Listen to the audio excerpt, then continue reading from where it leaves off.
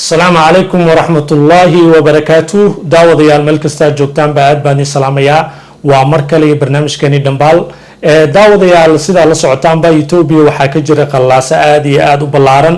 oo laga soo horjeedo dowladda Abiy Ahmed haddaba waxa la sheegayaa qalalaasyo halkaasi ka socday inay aad iyo aad u sii xoogeysteen dad yow fara badan halkaasi lagu laayay Abiy Ahmed oo adeegsanaya ciidankiisa ayaa runtii waxa la sheegayaa inay shacab fara badan ku laayeen gobolka Oromada halkaasina dad badan ay ku dhinteen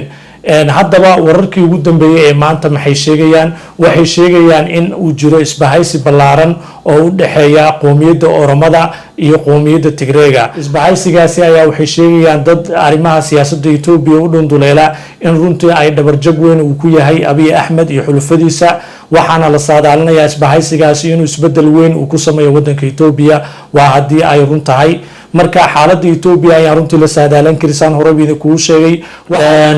haddaba Itoobiya ayaa caadadeeda waxay tahay marka ay waxyaalahan oo kale dhacaan inay dadka ka jarto internetka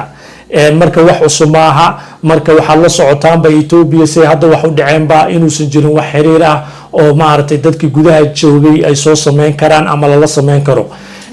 runtii xaaladda Itoobiya ma aha xaalad sahlan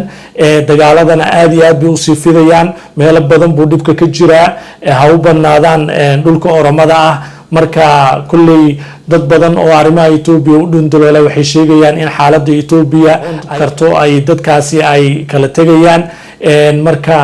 insha Allah wixii ku soo kordha ee cusubna saan horeyna ku sheegayba waxaad kala socon kartaan channel-kanaga Sahan Media marka insha Allah waxaan idinkaga tagayaa sida ay nabadgelyo. Assalaamu calaykum wa rahmatullahi wa barakaatuh.